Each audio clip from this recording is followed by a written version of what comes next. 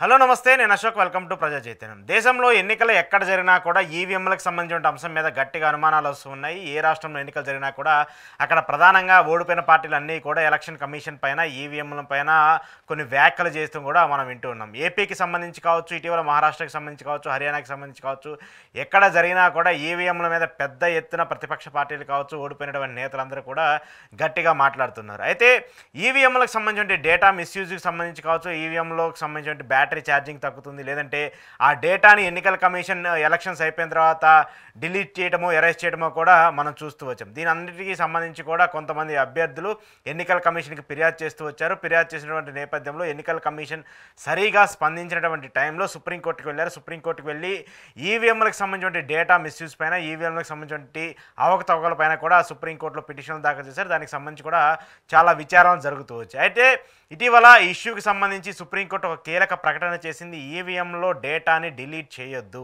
ఈవీఎంలకు సంబంధించిన డేటాని ఎరైజ్ చేయొద్దు అంటూ కూడా ఒక కీలక ప్రకటన అయితే చేస్తూ వచ్చింది. దాంతోపాటు ఎన్నికలు అయిపోయిన తర్వాత ఉన్నటువంటి ఈ కౌంటింగ్ వరకు కూడా ఏదైతే సమయం ఉంటుందో వాటికి సంబంధించి ఎలాంటి బ్యాటరీలకు సంబంధించిన అంశం కావచ్చు, మిగతా ఫుటేజ్కి సంబంధించిన అంశం కావచ్చు, ఇలాంటి పరిణామాలు ఏవైతే కొత్తగా మీరు మార్పులు చేర్పులు చేసుకుంటూ వచ్చారో వాటన్నిటినీ కూడా ప్రస్తుతానికి నిలిపివేయాలని కూడా సుప్రీంకోర్టు చెప్తూ వచ్చింది. అయితే ప్రధానంగా ఈవీఎంలకు సంబంధించి డేటాని, అంటే ఎన్నికలు అయిపోయి కౌంటింగ్ అయిపోయిన తర్వాత ఆ డేటాకి సంబంధించి డేటాని రిమూవ్ చేయాలని చెప్పేసి ఎన్నికల కమిషన్ ఒక నిర్ణయం తీసుకుంది. ఇప్పటికే చాలా రాష్ట్రాల్లో ఎన్నికల కమిషన్కి సంబంధించి అలాంటి ప్రక్రియలు, అలాంటి పనులు కూడా చేస్తూ వచ్చింది. అయితే కొంతమంది ఎవరైతే ఎన్నికల కమిషన్ మీద నమ్మకం లేనటువంటి వ్యక్తులు ఉన్నారో వాళ్ళందరూ కూడా సుప్రీంకోర్టులో పిటిషన్లు వేసినటువంటి తరుణంలో ఆ బాధితులందరికి సంబంధించి ఏమన్నా చెక్ చేయాలన్నా, ఏమైనా డౌట్ ఉన్నా కూడా మేము ఎలా నిరూపించాలి, దాన్ని మేము ఎలా చూపించాలి, మీరు డేటాని డిలీట్ చేస్తేనో ఎరేజ్ చేస్తేనో వాళ్ళకి సంబంధించినటువంటి క్వశ్చన్స్కి సమాధానం ఎలా చెప్తారు అంటూ కూడా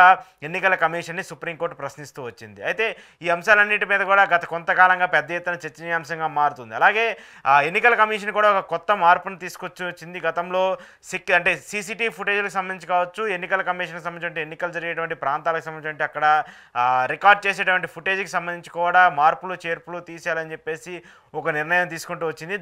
దాని మీద కూడా పెద్ద ఎత్తున దుమారం రేపుతూ వచ్చింది. అయితే ప్రస్తుతం ఉన్నటువంటి పరిస్థితిలో ఎన్నికల కమిషన్ మీద పెద్ద ఎత్తున ఆరోపణలు, పెద్ద ఎత్తున అనుమానాలు, పెద్ద ఎత్తున కేసులు నమోదవుతున్నటువంటి నేపథ్యంలో డేటాకి సంబంధించి డిలీటేషన్స్ కావచ్చు, డేటాకి సంబంధించిన అరేంజ్మెంట్స్ కావచ్చు, ఎక్కడా కూడా చేయొద్దంటూ కూడా సుప్రీంకోర్టు ఎన్నికల కమిషన్కి తెలుస్తూ వచ్చింది. అయితే ఇప్పటికే ఎన్నికల కమిషన్ మీద కొంతమంది, ప్రధానంగా కాంగ్రెస్ కావచ్చు, కొన్ని ప్రతిపక్ష పార్టీలు, ఇటు ఏపీకి సంబంధించి వైసీపీ కావచ్చు, లేదంటే తెలంగాణకు సంబంధించి బీఆర్ఎస్ కావచ్చు, ఇలా పెద్ద ఎత్తున ఆరోపణలు చేస్తూ వస్తున్నటువంటి నేపథ్యంలో వీళ్ళందరూ కూడా ఎన్నికల కమిషన్ మీద ఒక పోరాటానికి సిద్ధం అవబోతున్నటువంటి సమాచారం కూడా తెలుస్తుంది. ఎందుకంటే ఈవీఎంలను తీసేసి మళ్ళీ పోస్టల్ బ్యాలెట్ని తీసుకురావాలని చెప్పేసి పెద్ద ఎత్తున ఆరోపణలు వస్తూ ఉన్నాయి. కొన్ని పార్టీల దగ్గర నుంచి కూడా ఎక్కువగా విమర్శలు వస్తున్నటువంటి నేపథ్యంలో దానికి సంబంధించిన సవరణ కావచ్చు, లేదంటే దానికి సంబంధించిన మార్పులు చేర్పులు చేయాలని చెప్పేసి కూడా ఎన్నికల కమిషన్ తీసుకోవాలని చెప్పేసి కూడా అందరూ భావిస్తున్నారు. కానీ ఎక్కడా కూడా దానికి సంబంధించి ఎన్నికల కమిషన్ నుంచి ఒక సమాధానం అయితే రాలేదు. అయితే ప్రస్తుతం సుప్రీంకోర్టులో నమోదైనటువంటి కేసు ప్రకారం, లేదంటే సుప్రీంకోర్టు ఇచ్చినటువంటి గైడ్లైన్స్ ప్రకారం చూసుకుంటే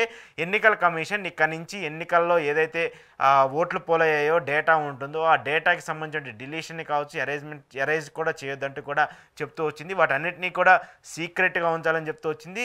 ఎప్పుడన్నా ఎవరైనా అభ్యర్థి కావచ్చు, దానికి సంబంధించి క్లారిటీ కావాలన్నా, దానికి సంబంధించి వివరణ కోరినా కూడా మీరు ఆ వివరణకి తగ్గట్టు ఆన్సర్ ఇచ్చేటట్టు ఉండాలి. కానీ అది లేదు, డిలీట్ చేసాము, ఎరేజ్ చేసాము అనేటువంటి సమాధానాలు చెప్పడం సరైన పద్ధతి కాదు, సరైన అంశం కాదంటూ కూడా ఎన్నికల కమిషన్కి సుప్రీంకోర్టు కాస్త గట్టిగానే చెప్పింది అనేది కూడా మనకు అర్థమవుతుంది. ఈ నేపథ్యంలోనే ఇక నుంచి ఏదైనా డేటా ఉన్నా కూడా, ఎన్నికలకు సంబంధించిన డేటా ఇష్యూస్ సంబంధించి ఏదన్నా కూడా వాటిని డిలీట్ చేయడానికి కూడా, ఎరేజ్ చేయడానికి కూడా ఎన్నికల కమిషన్కి హక్కు లేదనేటువంటి అంశాన్ని కూడా సుప్రీంకోర్టు తేల్చి చెప్పింది.